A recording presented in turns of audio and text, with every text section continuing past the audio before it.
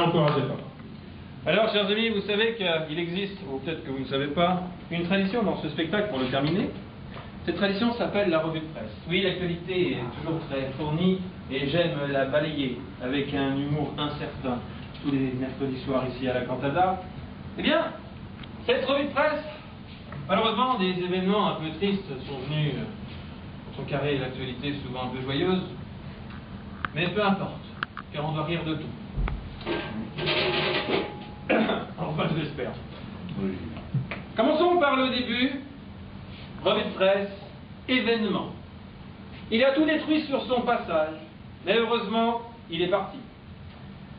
Cette phrase marche pour le typhon aux Philippines et pour l'Ouronac dans Danse avec les stars. Que j'embrasse. Catastrophe. Ça c'est terrible. Une grande partie des villes côtières des Philippines ont été littéralement détruites par le typhon Haiyan. En gros, pour trouver des survivants dans les décombres, il va falloir être super fort au Mikado.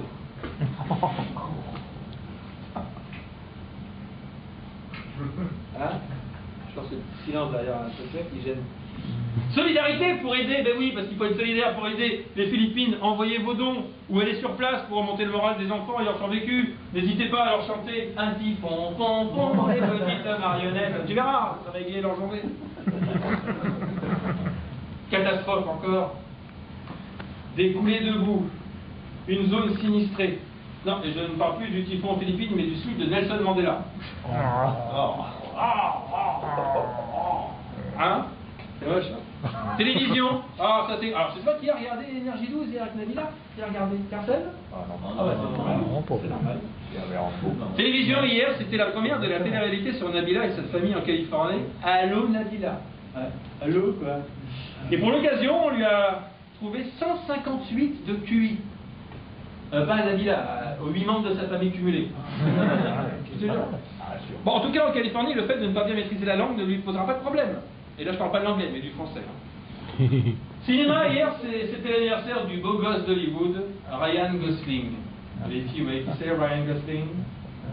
Ouais? Non, vous voyez pas, Ryan Gosling? Bon, les mecs, si vous voyez pas qui est Ryan Gosling, en gros, c'est le mec à qui votre meuf pense quand elle couche avec vous. Bon, ça va, alors. Ok, d'accord. Football. Pour 2 jours. Allez, oui. Didier Deschamps a finalement sélectionné Patrice Evra, malgré la polémique avec les journalistes. Oui. Alors, pardon, on parle de Patrice Evra, excusez-moi, je reprends l'information. Didier Deschamps qu'il aurait décidé qu'il aurait sélectionné pour l'équipe de la France Patrice Evra, malgré qu'il a parlé mal trop pas des journalistes. Voilà, on est raccord. Politique. Lors de l'inauguration de l'esplanade François Mitterrand à Reims, et ça c'est véridique, ouais. Une faute d'orthographe a été découverte sur la plaque. Mitterrand, avec un seul R, contrairement à François Hollande, qui lui ne manque pas d'air. Alors il a repris, hein, le François. Là, ce qui se passe, on va lui souffler dans le cul, un truc comme ça. Je sais. Je l'embrasse. Football. La Suède a divulgué un timbre à l'effigie de Zlatan Ibrahimovic, qui sortira le 27 mars. Bonne nouvelle. Pour les hommes comme pour les femmes. Dès le 27 mars, vous pourrez donc lécher le cul de Zlatan. Gouvernement. Voilà, je reprends ma tête de gouvernement. Alors qu'un changement pourrait s'opérer au poste de Premier ministre, les poids lourds candidats du PS comme Martine Aubry se font discrets dans les médias. Et quand je dis poids lourd pour Martine Aubry, c'est au sens propre. Musique. 40 ans après sa formation, le légendaire groupe ABBA va se reformer sur scène. Ne ratez surtout pas le déambulateur tour. Dancing Queen. Buzz. Serge Delamarre. Vous avez vu cette histoire, Serge Delamarre, dans le tram à Bordeaux, extraordinaire. Serge Delamarre, ouais, ils nous font chier, je suis là. Mais ouais, putain. Serge Delamarre était présent au stade de Bordeaux, Chalandé-de-Nas, pour le coup d'envoi du match de Ligue 1. Bordeaux, non. Bordeaux a perdu 3-0. Voilà. Serge Delamarre, qui est donc devenu Serge le chat noir. Télévision, aux États-Unis, l'audience de la série Dracula s'effondre de semaine en semaine. Comme quoi, à la télé, malgré ce qu'on pense, il ne suffit pas de sucer pour réussir. Conseil, on revient sur Nabila. Elle a déclaré, ça c'est extraordinaire, il faudrait que François Hollande fasse le buzz avec une sextape. Extraordinaire. Dominique Strauss-Kahn aurait porté plainte pour plagiat. Bon, tu m'as dit, une sextape de François Hollande. C'est l'occasion rêvée de savoir s'il est vraiment mou. Corée du Nord. Alors, ça, c'est information surréaliste. En Corée du Nord, 80 personnes ont été exécutées publiquement pour avoir regardé illégalement des émissions de la télévision sud-coréenne. Et pendant ce temps-là, en France, des millions de gens regardent en toute impunité Plus belle la vie. Parfaitement. Imagine la peine de mort pour Plus belle la vie. Tennis, Roger Federer a déclaré en cette fin de saison, maintenant je vois la lumière. Charles Aznavour a répondu, j'arrive. Libertinage. Une femme de 25 ans a été mise en examen et écrouée pour tentative de meurtre après avoir criblé de 9 coups de couteau son compagnon lors d'une soirée libertine avec un inconnu à Besançon. Petit conseil, si vous êtes jaloux, évitez les boîtes à partouze. Hein, c'est un peu... Je suis un connaisseur.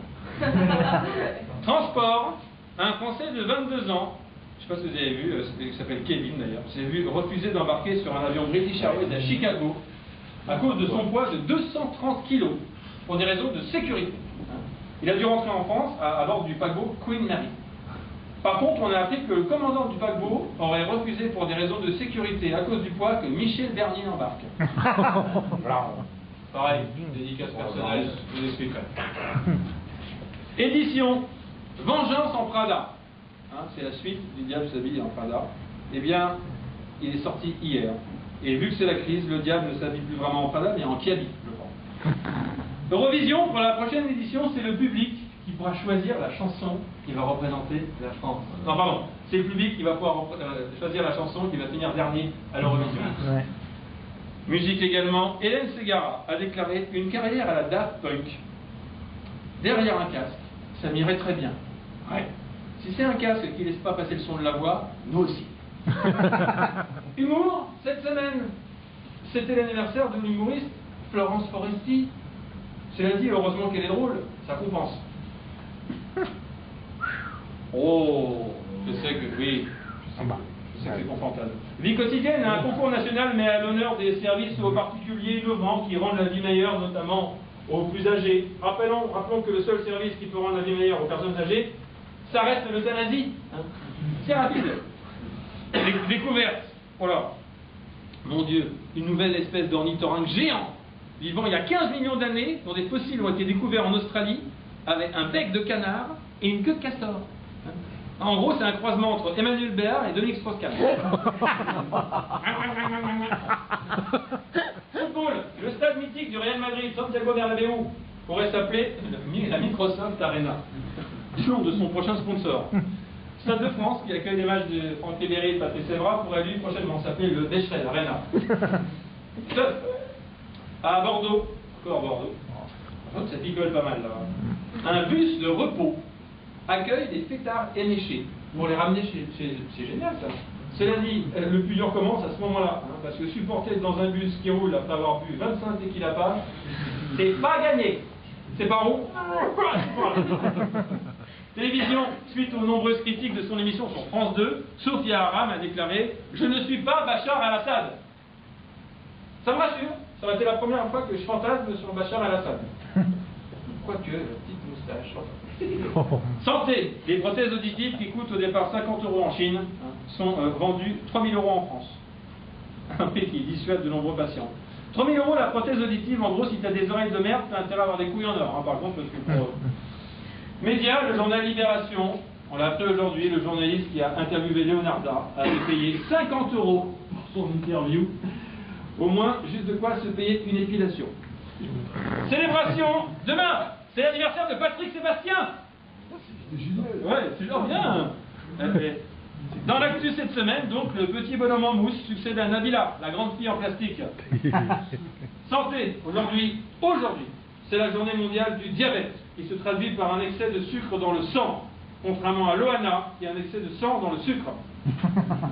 Social, un proche de François Hollande a déclaré « ça va être la merde dès janvier hein, ». Ouais. Prenez donc la nouvelle priorité du gouvernement, trouver du PQ.